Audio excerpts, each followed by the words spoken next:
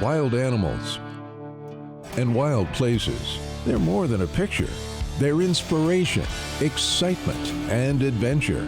Patrolling and protecting these natural resources is a first-class band of peace officers. These are the Wardens, dedicated to the preservation of our great outdoors.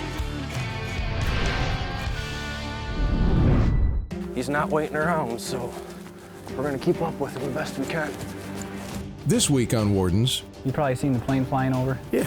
Yeah, well, a couple of your other blinds on your property have a bunch of bait at them. It's funny who you run into. I haven't seen this guy since college, but like I said, still got a job to do. Because I'm sure you know. Yeah. Okay. Yes, sir. No use beating around the bush? Yes, sir. Okay.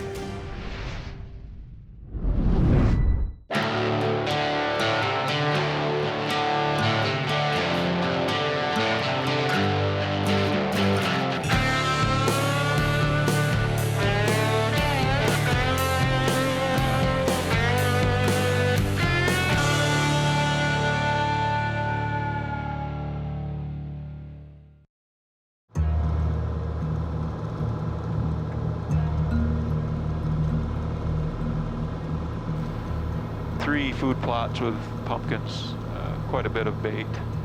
Michigan conservation officers utilize aerial surveillance to help catch people hunting deer over illegal bait. In most of Michigan, you are allowed up to 2 gallons. In Alpena County, you can't have any. And when it's visible from the sky, C.O.s do their best to track it down. In Michigan's District 3, pilot Kevin Jacobs has located a piece of land with what looks like sugar beets and corn. He directs C.O. Bill Webster to a trail that leads to an elevated blind. If you bump up another 50 yards, and actually right about there, right out your right window, you'd see an elevated blind possibly. If you can't see it through the woods, it's in there about 75 yards. And if you want to go across country, that'd be the closest access point. And then there's a residence trailer house up here another quarter mile that's probably associated with the property.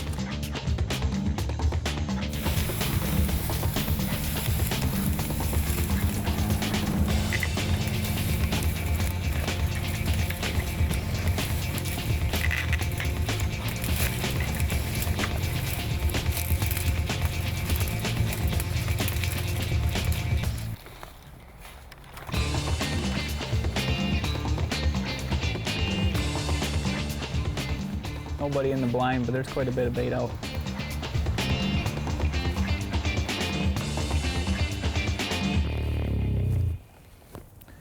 Look at all the corn spread out.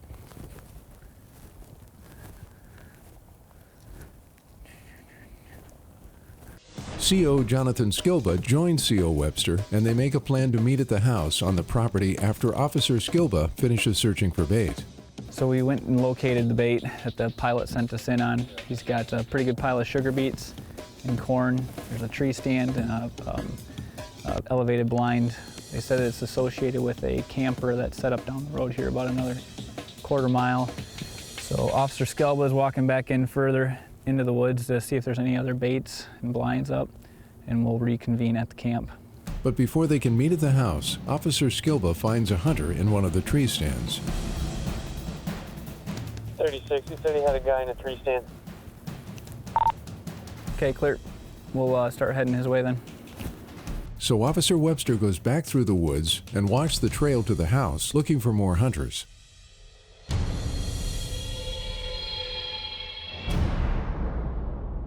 Have you seen anything yet? Not yet. Not yet, eh?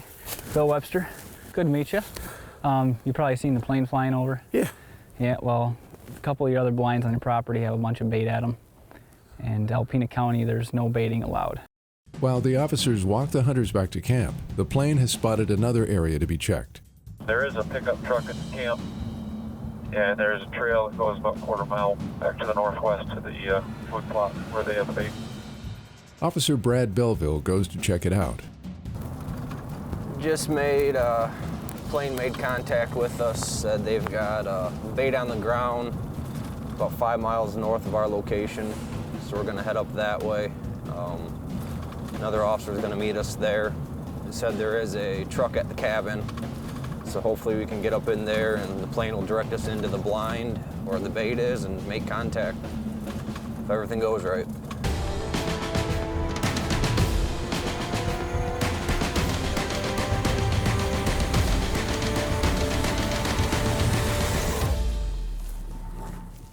Hello, conservation officer. Anybody home? How we doing today, sir? Good. Pretty good. Where's the firearm at? Let's just leave it there in the corner. You mind stepping out for a second? All right. How many guys are hunting on the property right now? Right now? Yep. Two. Two. Where's the other? One other. Where's the other guy sitting? He's in that back blind back there. Okay. 3137, you want to head that way? One other guy in the blind back there. The reason we're here is we have complaints of bait on the property. Is there any truth to that? There is bait on the property. Okay. Michigan conservation officers Brad Belleville and Adam LeClaire are investigating a deer hunting camp with multiple bait sites. This area of Michigan's District 3 is a no baiting zone. The hunter admitted to hunting over the illegal bait. The reason we're here is we have complaints of bait on the property. Is there any truth to that? There is bait on the property. Okay. So C.O. Belleville issues him a ticket for hunting over bait, which is a court-ordered $375 fine. How many years you been hunting up here? About 12. Okay. Well, it's been a no baiting zone a lot longer than that. Is it? And if you get one of the rule books, it says right out flat in there. So, but you were honest with me. You showed me the bait pile. So when I came up, you didn't have hunter's orange on it. That's another violation. Well, I take it off when I get in here. Okay. The way the rule reads, you have to have it on while hunting. In a blind? Yes.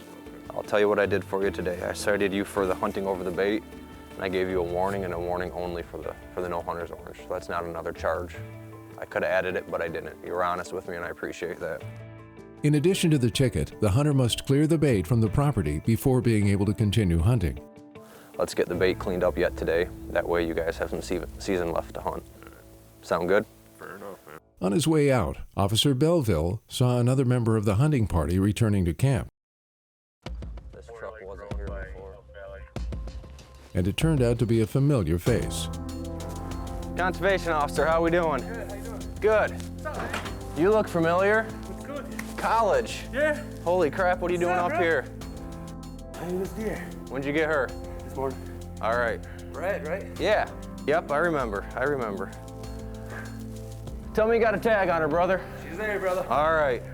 A college classmate of the officer shot this doe, but Did you get her over bait? Yeah. Okay. I'm not gonna lie to you. I appreciate that.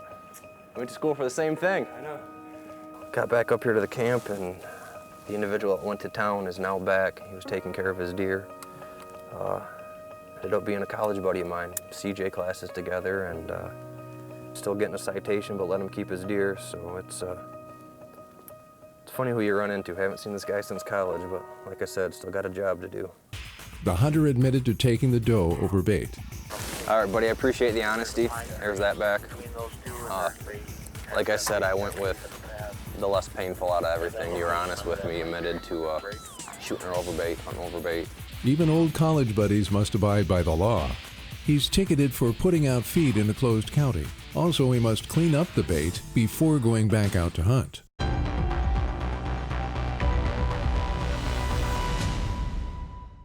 Back with officers Bill Webster and Jonathan Skilva.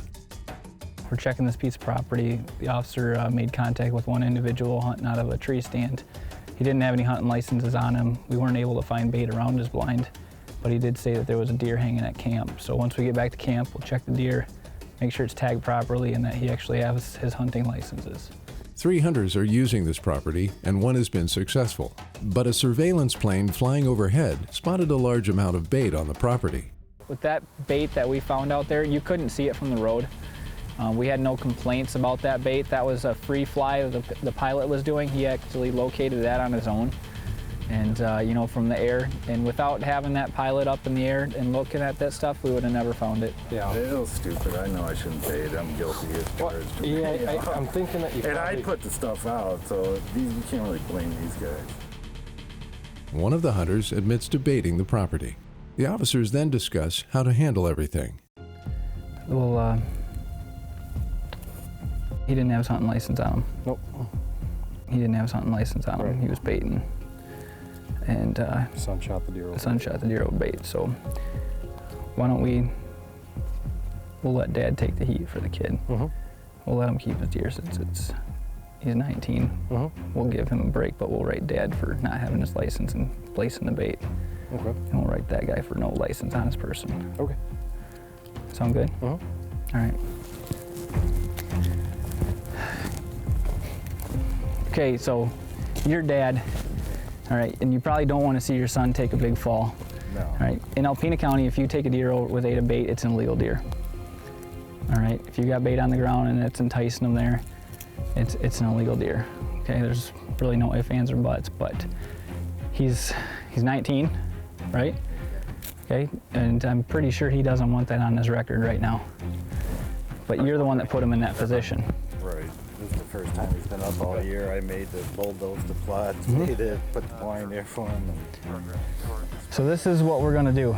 We're gonna cut him the slack. We're not gonna take his deer, okay? And we're not gonna charge him with that.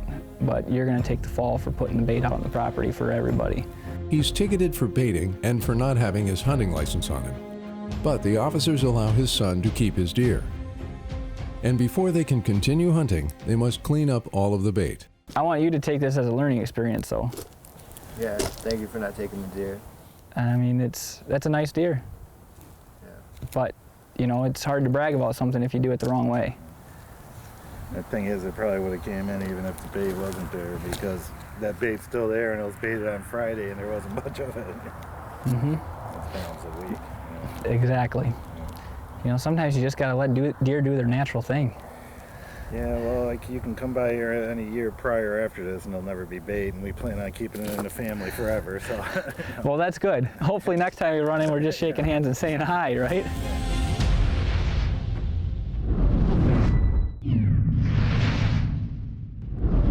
The shadows are making things a little bit tough right now. We'll put binoculars on it, see if we can spot something. With the sun going down and visibility from the sky diminishing, the aerial surveillance crew in Michigan's District 3 spots one final piece of property with bait. And you're going to go back 1/4 3/8 of a mile. Blind's going to be along the tree line on the right, and we're seeing corn in the field out to the left. Walking in now. Conservation officers Brad Belville and Kelly Ross are checking it out Stop. when C.O. Belville comes across one of the hunters. Go ahead and kill the machine, please. How are you doing today? Good, how are you? Good. Can I see your driver's license, your hunt license? This hunter's rifle is still loaded, and he doesn't have his ID on him. So C.O. Belville unloads the gun and tells the hunter he will follow him back to camp.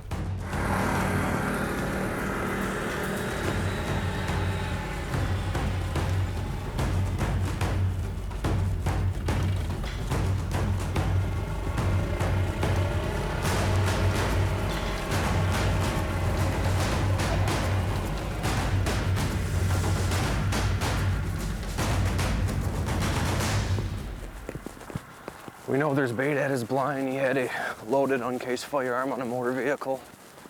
And he's not waiting around, so we're gonna keep up with him the best we can. I don't know what else he's got at the blind.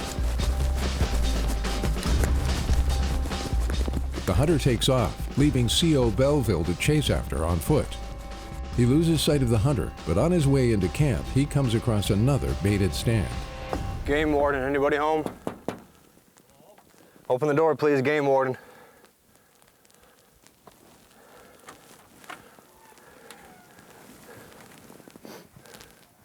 How are we doing, sir? Can I get you to step out, please? Well, as I'm sure you know. Yeah. Okay. Yes, sir. Know he was beating around the bush? Yes, sir. Okay.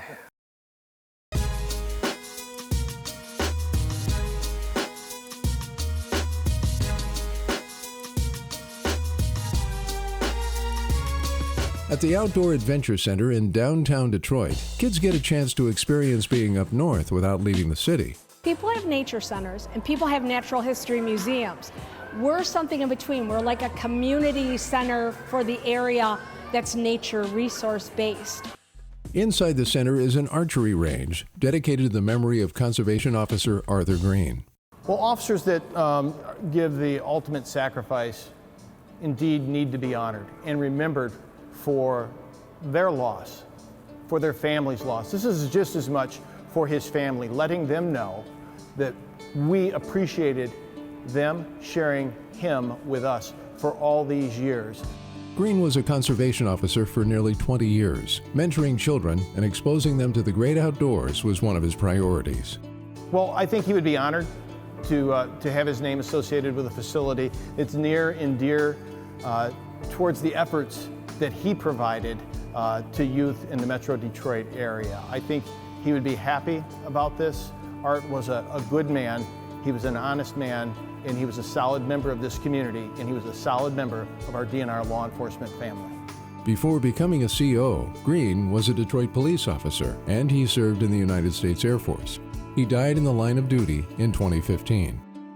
This facility helps us honor him as an individual and what he meant to us, but it also helps us honor the family, letting them know that he may be gone, but he will never be forgotten. We will continue to honor him, and he will always be in our memories.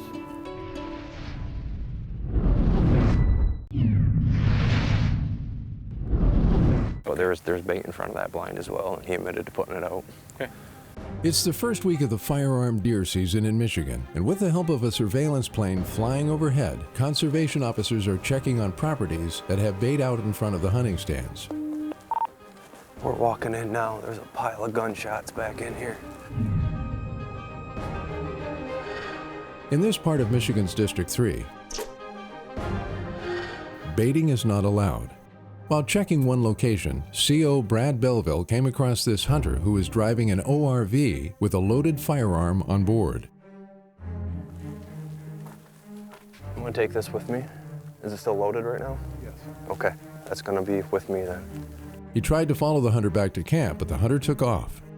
He's not waiting around, so we're gonna keep up with him the best we can. CO Belleville then came across this hunter from the same party who was hunting over bait. As I'm sure you know. Yeah. Okay. Yes, sir. No, he was beating around the bush? Yes, sir. Okay.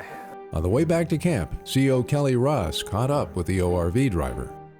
At camp, they talked to a third hunter who also admitted to hunting over bait. What are they? Well, you've been hunting up here long enough. I think you know there's no baiting allowed.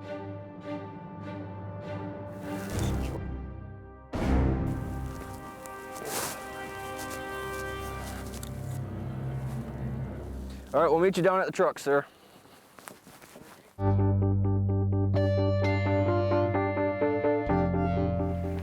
Bait. I think so. I'm okay with that. Warning on the other. 20 from 20 on 3. Okay. This is what we're gonna do today.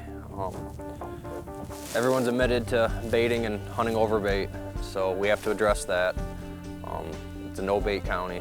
You guys all know that. So we do have other violations on U2, the uncased and loaded firearm in or upon a motor vehicle.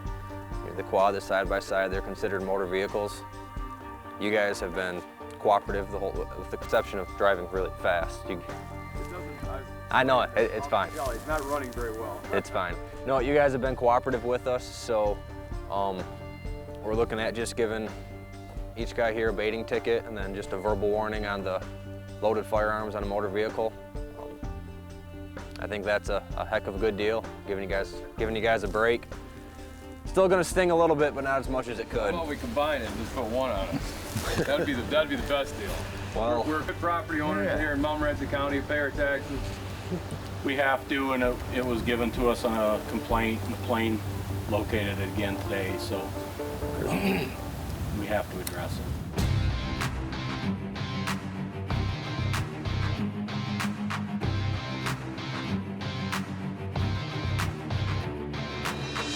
And the bait needs to be picked up before the hunting continues at all the spots on the property.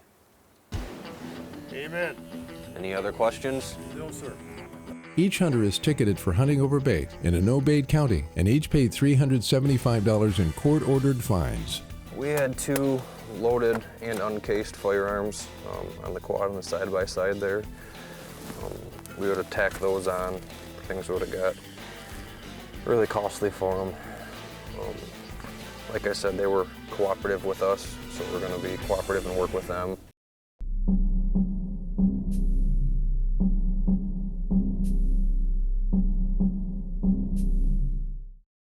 Wild animals and wild places. They're more than a picture.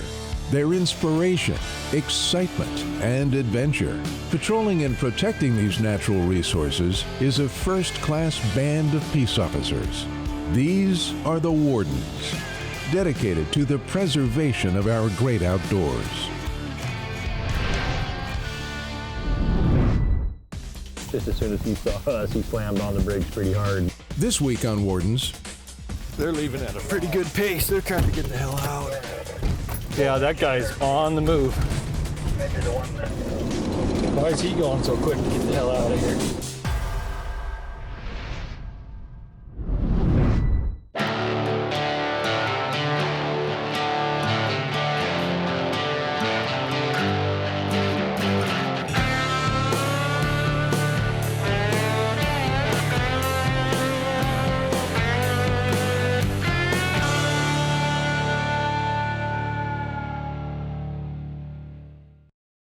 Montana Warden John Lesofski is up early. It's the start of the big game season in Montana's Region 4.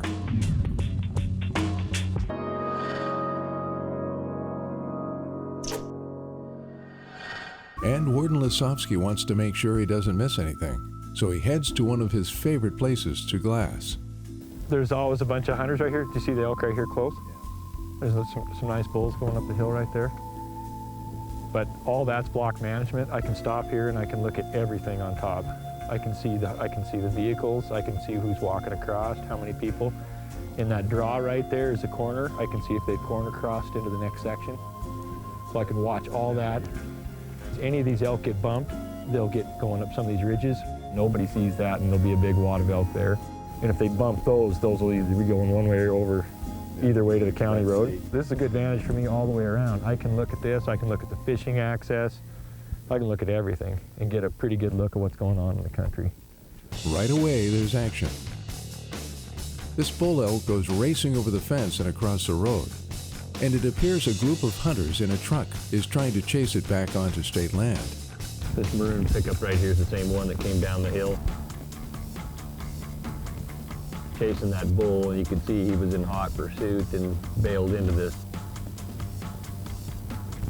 little stackyard here trying to catch up to that bull, and the bull got across the fence, and just as soon as he saw us, he slammed on the brakes pretty hard. But now he's no longer going 60 and 70, he's back down to 5 miles per hour.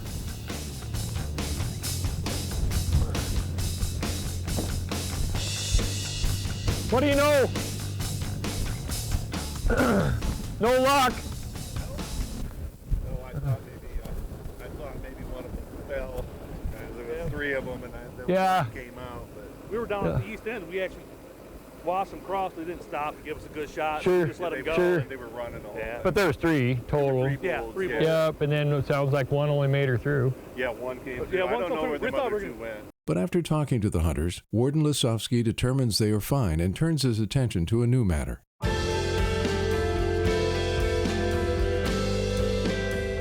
This hunter's husband shot a bull elk on state land, but it jumped a fence and is lying wounded on private property. So give me the straight of it. They're coming down this side. They were coming across here. Okay. He had walked this way from that white thing. Okay. And he was standing and he shot and I could see him go. So he went out right when he shot, it went over the fence and... Yeah, he had a little distance there. Okay. Well, What I could see. let's go take a peek. We're on state land right now. We'll just go out and take a peek. I watched him come across that flat as well. Give me the story. That guy chased him over How are you guys? Good to see you. Yeah, they come across here. I finally got a gut shot in him up here. He was laying right down there with his head turned. You see his horns. 7 steel posts. Oh, I see his tips. Yeah. So if we're gonna do, I guess just make sure you're shot that we don't have any cattle. The hunter tells Warden Lesofski he did hit the bull and that the animal is seriously wounded but still alive. After observing the elk, the warden determines the top priority is to end the animal's suffering as quickly as possible, so he allows the hunter to go on private land to take a follow-up shot.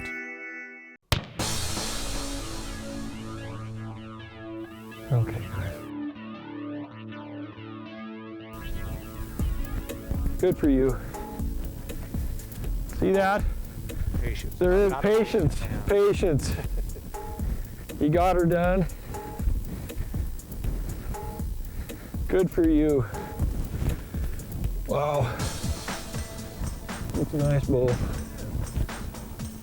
Well, congratulations. That's pretty nice. Pretty nice bull. Yeah, you know, I'm going to call the landowner up. We watch pretty much everything, so we've talked to him. Just gut him, do what you need to do here, and we'll get him back out and get him back out of here, and I'll call the landowner and tell him that what we did. And luckily, they were smart enough. They made the phone call and came, found me, and we were able to help them with that. And we'll call the landowner up and tell him what happened, and we'll go from there. But overall, good morning. One of the bulls jumped the fence, had pretty much a high-speed chase coming from the county road right there, and until they saw us sitting on the road, and that calmed down pretty quick too. But overall, a couple of elk down, and good morning. Looks like you're set. The work's ahead. Yeah, it sure is. Yeah. It'll be good in the freezer. After helping a hunter recover his elk after it ran onto private property, Montana Warden John Lesofski is back in his truck, where he gets details on a call that came into the state's tip line. She said that there were some 2 hunters that shot and wounded several animals. Okay. Several elk. And she said they're off a Butte Creek Road. Okay. And she said that they didn't have any hunter's orange on, but once they saw them, they put the orange on. Okay. Perfect. Call ended.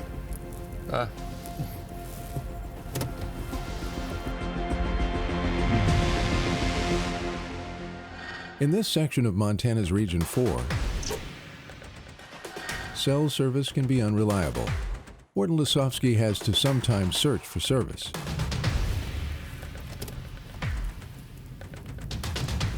Come on, baby.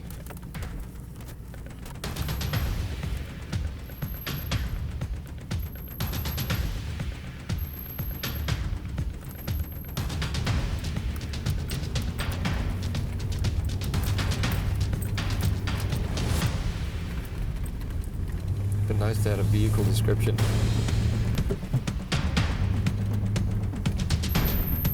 Out there.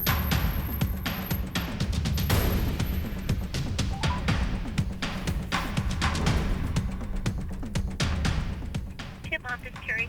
Terry, John, I lost you. Yes, I'm sorry about that. Hey, did they have a She vehicle? said that- Go ahead. She thought it was a brown tine area, and they shot a cow. Okay. And she said there's also several animals wounded. Okay. And did they give a vehicle description at all? She did not see a vehicle. She could only see 2 hunters. He tries to call the complainant but gets no answer, so he has a tough decision to make. Well, we either boil the hell out of here and go try to find out what's going on, or we keep diving into this. What we know is we got somebody that shot an elk, wounded a couple others. Basically no hunter's orange, but we're a long ways out of sorts. We could be probably 45 minutes getting there. So we just have to make a call whether we're going to try to boil out here and get there or follow up with it later. So I think what we'll do is kind of hold tough until we find out where the other units are at. 414 FG49. Go ahead. Hey, what's your 20? Are you still up? Birch Creek way? I am. Okay. I got another complaint out on Shong's. I got to boil out. Jay will know where I'm at, but I'm up behind Lake Creek here, but I got to boil out to get to that direction. So I'll go that way. I just wanted to see what your position was. Guess that's what we do, huh? We'll go see if we can get there before they get stuff loaded. But before he can get too far down the road, he gets another call. An antelope hunter with a doe fawn tag mistakenly shot a small buck. And she already used her buck tag this hunting season. All right. How'd we do this? How'd this work? Well, let's take a peek. So I shot, and as soon as we drove up to it, there it was. And figured I better call. Is this your one today? Yes. Or yesterday? That's the one with the actual buck tag on it. First thing is I appreciate you telling me about it. That's the first thing. You don't have it in the back of your truck where I check and all of a sudden it's a doe fawn tag and it's an antelope buck, and you guys have obviously taken care of these. So what we're gonna do is I'm gonna leave the antelope with you, if that's all right with you. Yeah, that'd be awesome. It is a buck. I'm just gonna tell you that straight up. So what I'm gonna end up writing is just a commission rules and regs on it, which basically is if I had a jaywalking ticket, that would be what I had. It just means we made a mistake, we broke a rule. Yeah. But you know what, you made every effort here to take care of that. So that's what we're gonna do that. Warden Lesofski allows her to keep the second buck, but issues her a ticket for $135. She had an antelope buck tag as well as a doe tag, and got her buck yesterday, but both antelope are pretty comparable. She turned herself in, and we're going to give her every benefit of the doubt. She could have drove away and headed up the road, and we're so busy with elk shootouts that we would have totally missed it. After that, Warden Lesofski was back on the road, headed to the original complaint of a possible dead elk and other wounded animals. So we finished that with that young lady. Happened to be a young girl that I helped drag out an antelope about 10 years ago, back when she was first hunting. So kind of ironic that she made the tour and came back and had a mistake that she called and turned herself in for, and we appreciated that, but she did that because of her first experience, so it was good. And she ended up shooting a small antelope buck, and she had a doe fawn tag, and her other buck that she had shot that she pretty much knew was a buck was also about the same size. So we wrote her a commission rules and regs because she turned it in, and we appreciated that, made an effort to come find me, and let her keep the antelope. And we moved on, and it just goes to show that you spend a little time with them, that'll turn around and come back another day.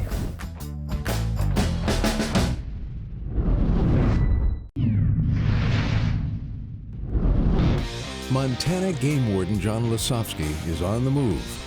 After getting a call about some hunters possibly wounding a number of animals, he's trying to get to the scene as fast as he can. But on the way, he has to deal with a different hunter who mistakenly shot a second buck antelope.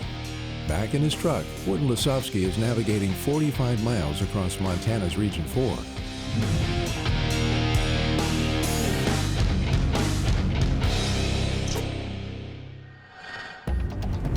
So we're going back. We left here about an hour and a half ago. Thought that we needed to be somewhere else. As always, got in a hurry and went another direction, and it wasn't an hour and a half later we were called back to the very same place.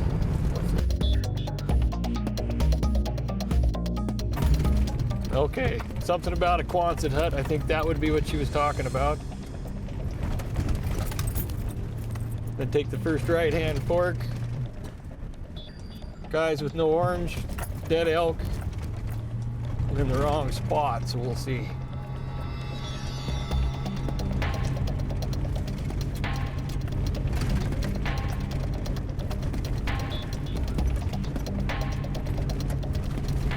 There's the vehicle track right there.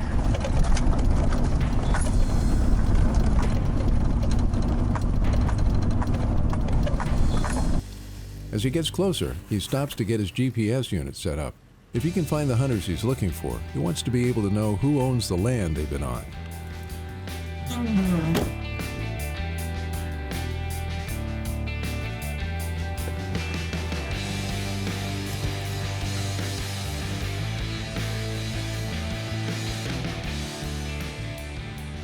See if this gives us a little better understanding.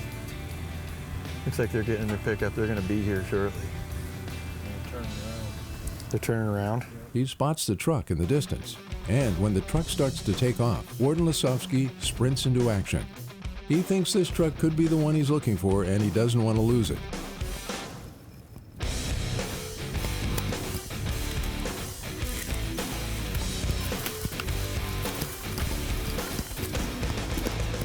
They're leaving at a pretty good pace. They're trying to get the hell out.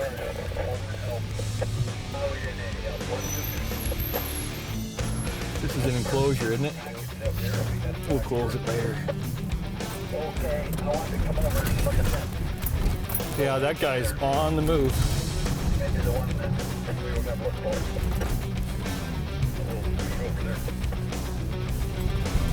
That lock. Look at him. He is on the move.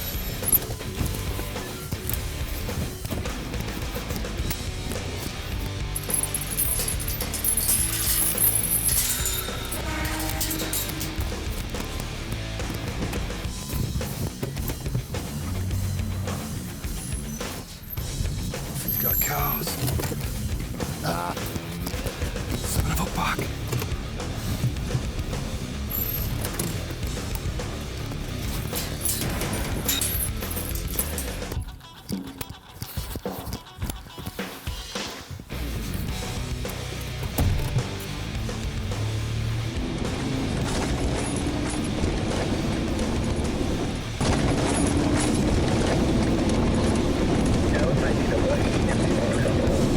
Why is he going so quick to get the hell out of here?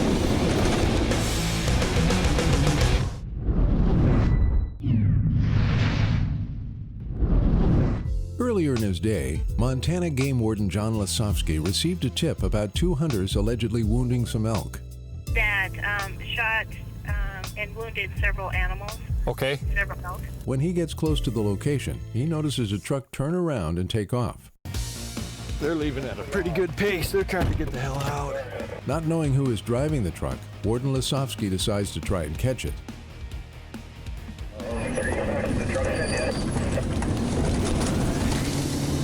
He did stop right in here for a second.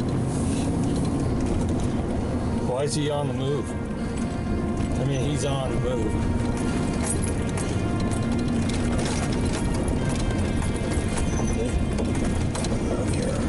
We're still on the track.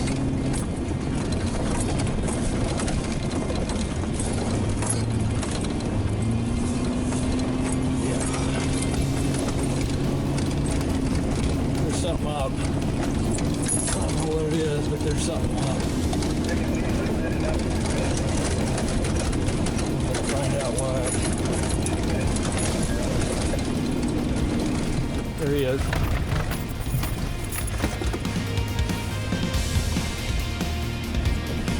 Okay. We caught up.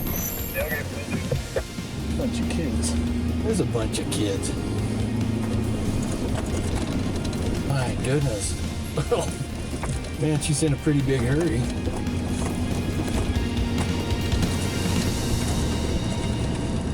Is that the same rig?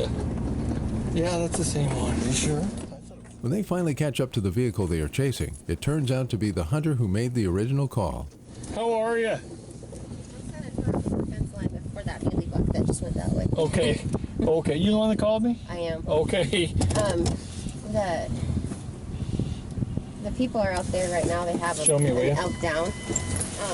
We just saw you guys. We thought maybe. Well, we were on our way out to meet you on the road, and we saw that muley buck. So you're coming back pretty quick. Yeah, because I'm trying to get her. She's 13, and sure. We just have this 20-acre piece right here, and they were just about to come on our property, and they didn't. So we didn't shoot at them, and they came across this way, and we just watched them go across, and those people were sitting out there somewhere and we couldn't see them because they didn't have orange on, and we heard the shots. Okay, so they were sitting right out here? Way out there.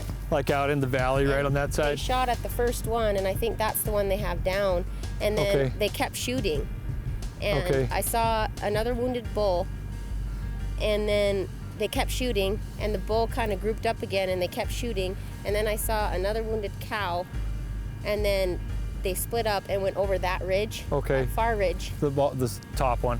And the one person stayed with the one that's down, and the other person went up over the ridge, and I heard about 5 or 6 more shots. Okay. So Warden Lesofski heads out to see if he can find any of the hunters or animals.